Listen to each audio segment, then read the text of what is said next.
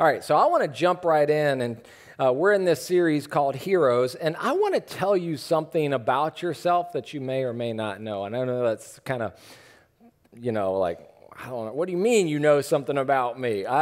Follow me on this, all right? You are a worshiper, every one of you. I am one as well. And you might say, well, I'm not even a church person. I'm glad you're here if you're not a church person. I'm not a Christian. I don't worship God. I'm just checking this out. I'm glad that you're here today, but I want you to know you're still a worshiper. I'll explain in just a moment. What I mean by you're a worshiper is you worship.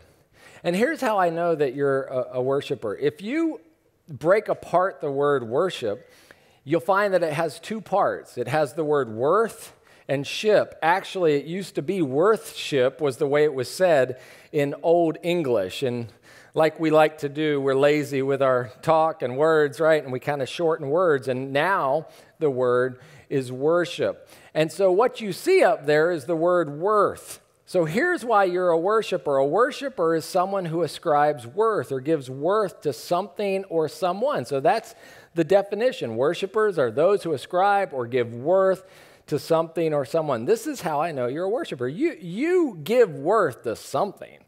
I mean, you think something's like awesome. Like, y'all know that I like coffee. Like, you might worship coffee. Can I get an amen? I mean, nobody wants to say amen at the altar of coffee. But I mean, we give worth to certain things, and so we're all worshipers. And the reason I bring that up today is I want to talk about some worshipers in the biblical story who did something extraordinary. I say worshipers because I want to talk about not just one hero today, not just two, but three heroes in the Old Testament. We're in a series called Heroes where we're talking about ordinary people God uses to do extraordinary things for Him. And that gives me hope because I'm pretty ordinary. Nothing special about me. But in God, in Christ, I believe that God can do something extraordinary with my life. And God does that with some people in the Old Testament. I'm going to tell their story because they were worshipers. They knew that they were worshipers. And because of that, they do something really, really incredible. I want to talk to you today about Shadrach, Meshach, and Abednego. All right, I don't know if you've heard that story before. If you have, don't tune me out. If it's new to you, this is a great story. And just their names are wow, right? Shadrach, Meshach, and Abednego. Their story is found in the Old Testament, but I need to get you to the moment that I want to get you, and it has to do with worship, okay? Shadrach, Meshach, and Abednego were three Israelite guys that lived in the country of Israel in Jerusalem. This is when Israel had occupied the promised land in the Old Testament. I don't know if you know that story, but Israel became a country and a people in the Old Testament story. God calls Abraham and then Moses, and finally they end up in the land of Israel, and so they're living there. Israel, we've been learning in this series, if you've been here, you've heard me say this. If not, let me just share with you today, if you're new, that Israel, like you and I, waffled with God. If you're a follower of Jesus, have you ever noticed that you waffle? One day you do well, one day you're not doing so well? You kind of are like a pendulum. You go from one extreme to the other. Is that just me? Other people do that, right? I mean, we struggle with God back and forth. Israel did that as an entire nation, and they were called to be a light to other people, so it was really important that they follow God. Well, so often they didn't follow God. God would allow things to happen. I use that word allow. God would allow things to happen to Israel to bring Israel back to Himself when they were struggling. The story of Shadrach, Meshach, and Abednego is when they were struggling. And so God allows a foreign empire called Babylon to come in and conquer Israel, His people in the Old Testament. And they get carried off, Israel, a lot of them do, as slaves and servants. Babylon was a huge empire, and so they came in because Israel had a connection with Egypt, and they weren't happy about that, and so they conquer Israel, and they carry off a lot of the Israelites back to their country to do their work for them. They were basically servants and slaves. Three of the guys that end up being carried off after Jerusalem is taken by Babylon are Shadrach, Meshach, and Abednego. Now, Shadrach, Meshach, and Abednego were smart guys. They were high-capacity leaders is what I would call them. And because of that, the king noticed, and they advanced very quickly, even as servants in his kingdom. And pretty soon they found themselves on the royal court working with all of the other Babylonian leaders. They now, as servants from Israel, a foreign country, have come in and they are working with the king. And they're in command of the province of Babylon. I mean, it's just crazy that this happens. All right, so the other leaders who were Babylonian weren't fans of that happening. You know when somebody advances quicker than you? And we often don't like that. Well, here are foreigners who come in who are supposed to be servants, and these servants are doing better than the Babylonian leaders, and pretty soon the king is noticing them. They're getting more awards and accolades and Starbucks cards given out to them than anybody else, all right? So, I mean, this is the story and what's happening. The Babylonian leaders get very upset, and so they come up with a plan, because here's what they know. Shadrach, Meshach, and Abednego, by the way, those weren't their actual Israelite names. They had other names, and when they came into Babylon, they were given Babylonian names, because that's what you did. You indoctrinated people into that culture so that they would forget their history. So they're given new names. Those are their names, Shadrach, Meshach, and Abednego, in the Babylonian culture. And so the Babylonian leaders come up with a plan, which is, Shadrach, Meshach, and Abednego, they still worship this foreign god, Yahweh, the God of the Old Testament. Jesus, they didn't know Jesus yet like we do, but they worshiped God because Jesus hadn't yet come into this world. And so they were like, we need to do something that causes them to come to a crisis moment as worshipers. And so here's their plan. They go to the king. The king's name is Nebuchadnezzar, and they're like, we want to build a real big statue. Okay, that's interesting. Of you. Ooh, I like this. How big will it be? 10 feet? No, bigger king. 20 feet? No, bigger king. 30 feet? No, 90 feet tall. And we're going to cover it in gold. And we're going to call people to worship that idol, that huge statue of you, because you, king, are a deity. You are a god, and we worship you and you alone. I like this idea, says King Nebuchadnezzar. And so we pick up the story there, because their plan is to have Shadrach, Meshach, and Abednego have to come to this moment of, do we worship King Nebuchadnezzar, or do we worship God? So here's the story. Daniel chapter 3. King Nebuchadnezzar made a gold statue 90 feet tall, 9 feet wide, and set it up on the plain of Dura in the province of Babylon. Then he sent messages to the high officers, officials, governors, advisors, treasurers, judges, all the important folks, right? And he said, come to the dedication of the statue that he had set up. I mean, isn't this great? We're going to worship me. Come to the dedication of the statue of me. So all the officials came and stood before the statue King Nebuchadnezzar had set up.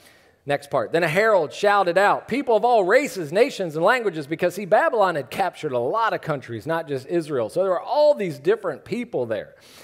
Listen to the king's command. This is from the king himself. When you hear the sound of the horn, flute, zither, lyre, harp, pipes, and other musical instruments, like a band, right? When you hear all of that, bow to the ground to worship King Nebuchadnezzar's gold statue. Anyone who refuses to obey will immediately be thrown into a blazing furnace. And so there's this furnace that's on fire. Worship the king or be put into the blazing furnace. So at the sound of the musical instruments, all the people, they had a choice, worship or not worship. Whatever the race or nation, language, bowed to the ground and worshiped the gold statue that the king had set up. But some of the astrologers went to the king and informed on the Jews. Basically, they tattletale. They said to King Nebuchadnezzar, long live the king.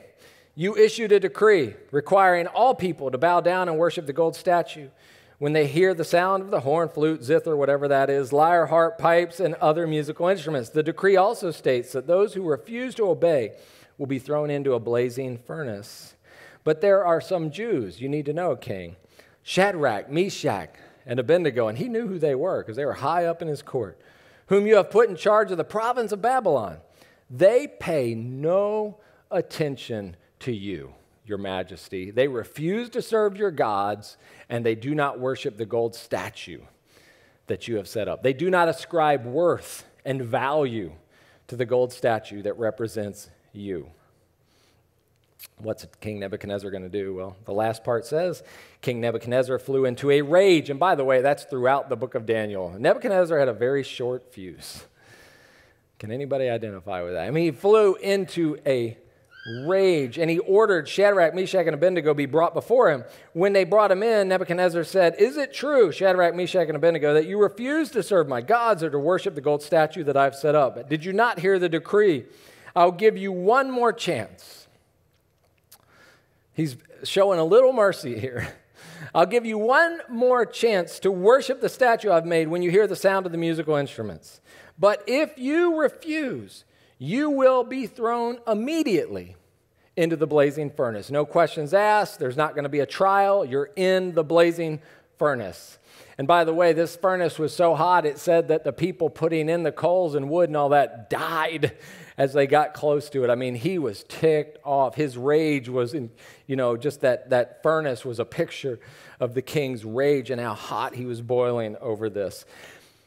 What do Shadrach, Meshach, and Abednego do? They're given a second chance. They refuse to bow to the king, which means they're signing their death warrant. Now, I want to give you a visual. I want you to think of this because I've used words to describe this, but I want you in your mind, and you probably already have, I want you to imagine the scene. They're in this big open area. There are thousands of people from all over Babylon gathered together, and the band plays, basically, and when that happens, everybody drops to their knees and worships a 90-foot, that's like 3 times higher than this building from the very top. I mean, just way super high gold statue of the king. They all drop to their knees and their faces, and they bow. And so you can see when that happens, wait a minute, why are those 3 not bowing? And so Shadrach, Meshach, and Abednego stand tall when everybody else in the culture bowed. When they worshiped this statue, when they gave worth and value to King Nebuchadnezzar, this earthly tyrant, these 3 did not bow. They stood up instead. Can you see that in your mind? I mean, this is an amazing story. I'm going to let you read the rest of the story in detail because I want to talk about something for just a moment. But just to let you know, they don't die. They are thrown into the furnace. And in an incredible moment, Jesus himself shows up in the furnace. See, Jesus happened before the New Testament. Says he was there at creation. And they look into the furnace and they're like, "We only threw 3 in. Why are there 4 men walking around?" And Jesus is in there. But you should know, they didn't know that was going to happen. They thought they were going to die. They said, "Even if we die, King, we will not value you more than we value the God of this universe." I mean, that's amazing. And so the king lets them out, obviously, pulls them out of there, and after that says, nobody is to strike down or hurt anybody who worships their God. And so he adds, he doesn't bow himself. He comes close. That happens often in the stories in the Bible, but the God of Israel is given a place among all the other gods of the Old Testament as it relates to Babylon. But I want to talk about something else for a moment because you might go, "That's interesting. What does that really have to do with us?" I want to talk about that idol for a moment, that 90-foot tall statue. Because if that was, you would have, there's no missing it, right? That idol. But I think in our culture there are still idols. And I think sometimes we miss these idols that we bow down to and we worship. And so I want to share with you, this is just my list as I thought and prayed about it this week, 7 idols that I think in our culture, especially 21st century America, we tend to bow to. Can I share with you some idols that are, I mean, they're big. They're like that statue, and maybe you hadn't thought of it before, but these are some things that we give worth to, that we worship. That's what an idol is. It's something that you worship. Here's the first one, image. What do you mean image? Who we present ourselves as. Social media has done so much. He's harping on social media. No. Social media can be a wonderful thing, and it can be a very destructive thing. Because what it has done is it has set up the opportunity for us to do what I often call church face and put on a false face and tell the world we're somebody we're not. Image is something that some of us worship, how we look. And here's what's I'm not saying we shouldn't dress. Man, I got a new shirt this week. I don't know if y'all notice. I'm just playing. It is a new shirt, but we worship these things, and we don't realize sometimes that people notice that image is something we worship and has become an idol. And I've talked about this before, but do you know that the number one thing people outside the church, and you might be an outsider to the church, even though you're inside the walls today, you might feel like an outsider, and maybe you've not said yes to Jesus, and maybe you've not said yes to community, or you're just checking this whole thing out. But the number one thing that outsiders say about the church is they're hypocrites. And a hypocrite is somebody who wears a mask. The word hypocrite just means actor, image. We put up a false face about who we really are. We try to look better than we really are. We worship image. It can be an idol. Number two, you're not going to like this one, your phone. All right, anybody got one of these? Pull it out, seriously. I bet there's a couple in the room. Does anybody have one of these? Come on, pull them out. Pull out. Some of you had them right there, boom. I'm not calling, all right. Are you saying phones are evil? No. I'm just saying, I have one. I've used it multiple times today. My daughter just texted me from Belize, a picture of her in a hammock. Make me jealous.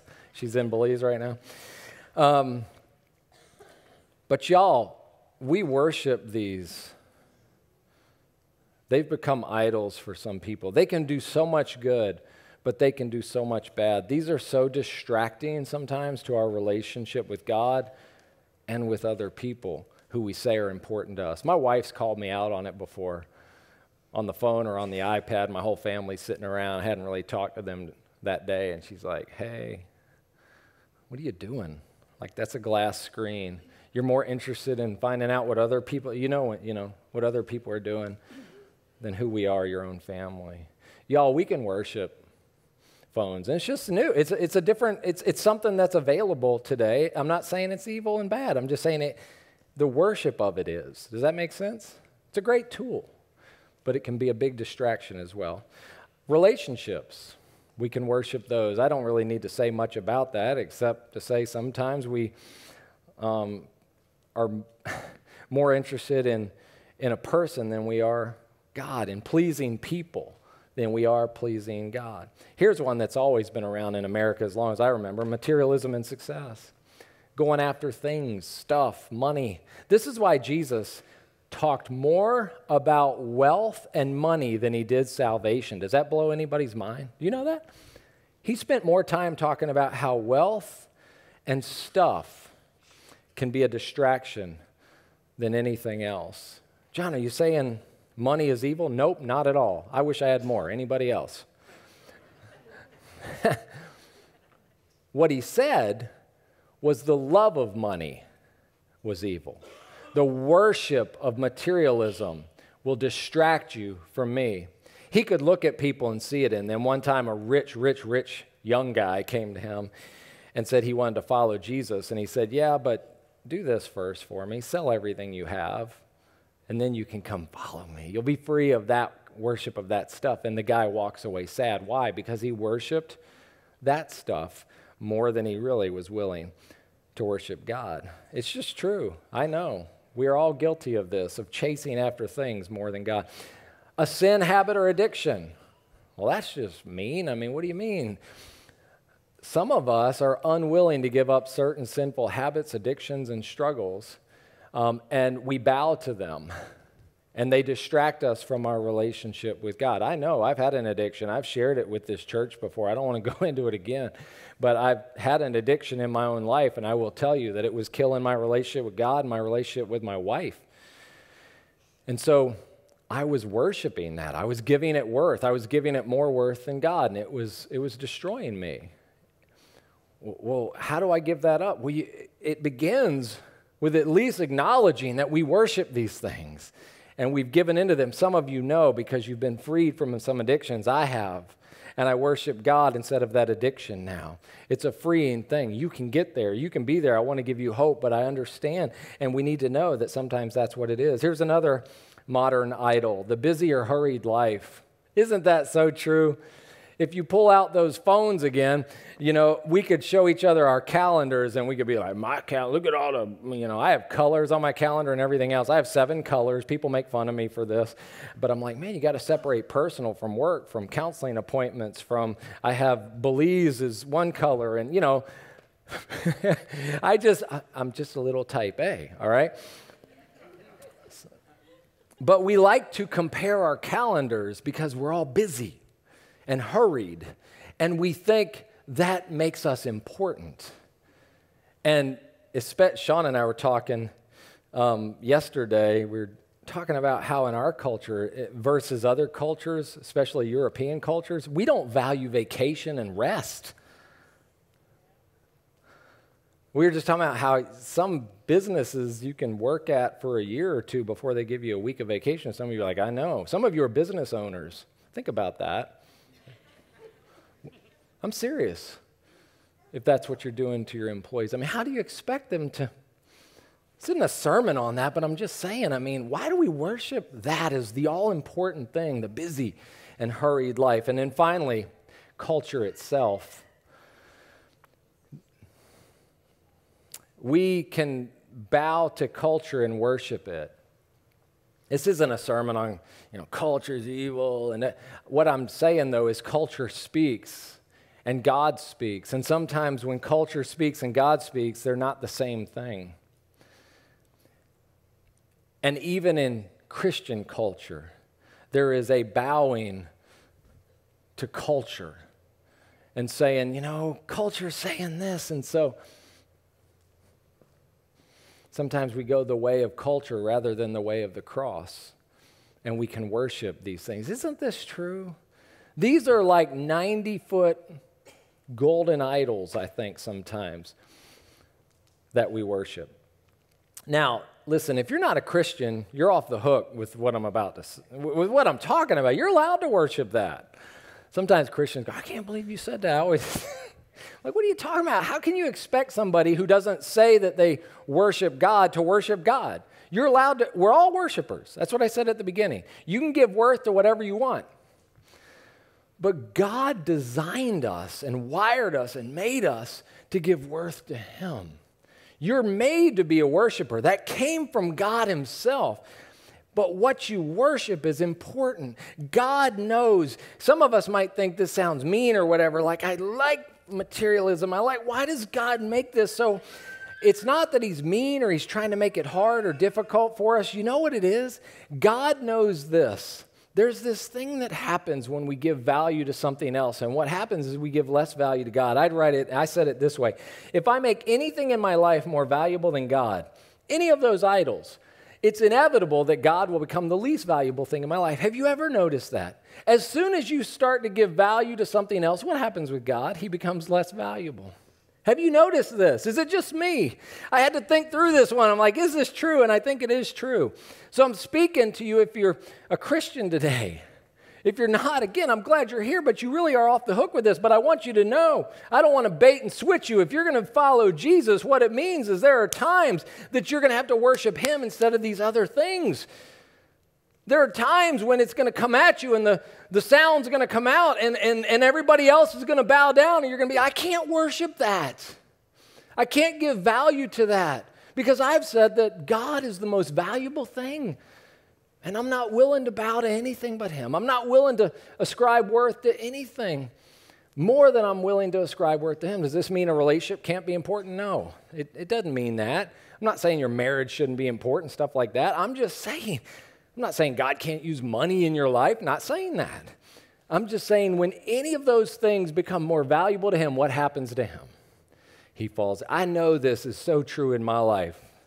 I chase after one thing, another thing becomes less important, and inevitably it's God in my life. This is why God himself says in the 10 commandments given to us, he says this, "You shall have no other gods before me." No other gods before me.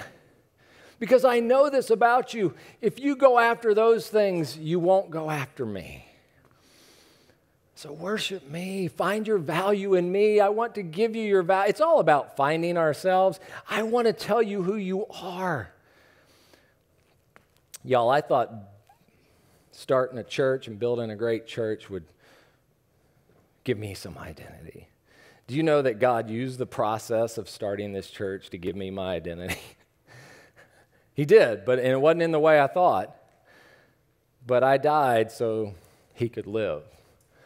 I mean, I have found myself, but it wasn't in chasing after, because I spent a lot of time as the pastor of this church chasing after my identity being in that rather than in him. Does this make sense? Does anybody know what I'm talking about? You're struggling with this as well. Y'all, I've used this image before. It's so powerful. I saw it when I was a teenager, and it never left me. Sometimes images are like that. If this chair is the throne of your life, what we're saying today, what Shadrach, Meshach, and Abednego remind us of, is there's only one thing that can be on the throne of your life. God will not share the throne of your life with something else that you worship. He's not saying those other things can't be a part of your life. He's not saying you can't have a phone. Y'all understand? He's not saying that how you look in public isn't important. I mean, I made a post this week. I said something about, hey, would people even notice you follow Jesus if they looked at your Facebook posts? I mean, I understand. I get it. But what is on the throne of your life? Jesus says it's supposed to be him, and it's not because he's mean or anything else. It's because he loves you and he gave himself. He's worthy. He's more worthy. Nothing in your life has paid the price like God has for you. No one else has shown you the love that God has. No one else has forgiven you as many times as God has. No one else has chased after you to the ends of the earth, amen, like God has. He is worth more value than anything else. We get so scared. I remember as a kid when I heard that image, and I remember thinking, oh, I'm scared, God. And I think that's normal. What if I give you that, what about everything else? Jesus was speaking to some people in the first century, Jesus himself, and he's like, I know you're scared, I know you're worried, but do me a favor. He says this, seek first the kingdom of God. Put me first, put me on the throne, and everything else I'll give to you. It'll all be taken care of. You'll have what you need. The priorities will fall into line if you seek me first. And see, Shadrach, Meshach, and Abednego knew that. And they knew that if they bowed, that it would make everything else go out of whack. And so they decided, we'll only bow to God. What's on the throne of your life? That's what I want to leave you with today. What's on the throne of your life? Thank you so much for checking out our sermon online today. I wanted to personally invite you out here to our campus on a Sunday morning. We currently meet at 9, 10:30, and 12 noon. You can expect hot coffee, welcoming people, and an amazing kids ministry. But most of all, I just want to thank you for joining us online today, and we hope you have a great week.